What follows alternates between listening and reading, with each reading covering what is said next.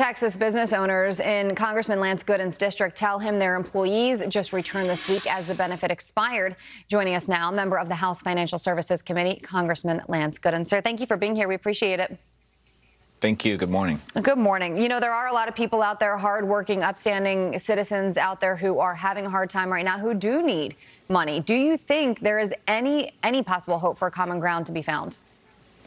I think so. And what you just said, the hardworking people that are legitimately laid off, that are unemployed, those are the people who are suffering the most, because businesses that have shut down, they need to get back operational. And what this $600 additional benefit does is it disincentivizes some people from going back to work. And we've seen that.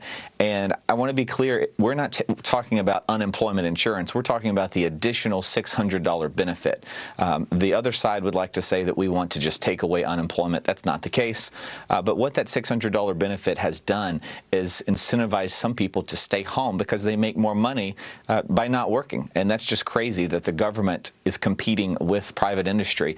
And businesses in my district are sick of it. They've said we haven't been able to get employees to come back to work because it makes no sense for them if they know that they'll make more money sitting at home. And this week, now that that benefits has expired, many of those employers in my district have said they've had no issues with their employees coming back to work. I've heard similar things, too, from business owners saying that once the 600's gone, you know, it'll make it easier for me to get some of my people back. Right. Who specifically, when you say businesses in your district, what kind of businesses are you talking about that are struggling to get people to come back because of this benefit? These were mostly small businesses. Yeah. They were not higher wage earners, but these are people who have struggled because they have been unable to convince their own workers to come back, whether it is a warehouse or a large company, even a local nail salon. That I talked to a nail salon owner. She said she couldn't get her people to come back to work.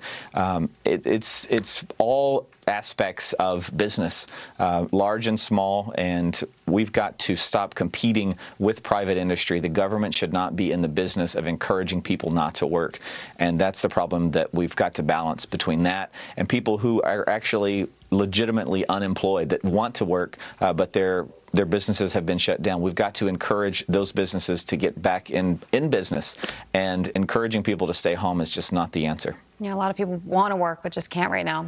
Let's talk about mail-in voting for a second, because the president, of course, has been blasting it. Chuck Schumer, Nancy Pelosi met with the Postmaster General. Take a listen to what both sides have to say. We did meet, as the Speaker mentioned, with the head of the Postal Service. It was heated discussion. All ballots have to be counted. We are demanding that the regulations be rescinded. You're never going to know who won the election. It's a catastrophe waiting to happen. Is it a catastrophe waiting to happen? It is. You can look at the recent New York primaries that in many cases the races weren't decided for many weeks after.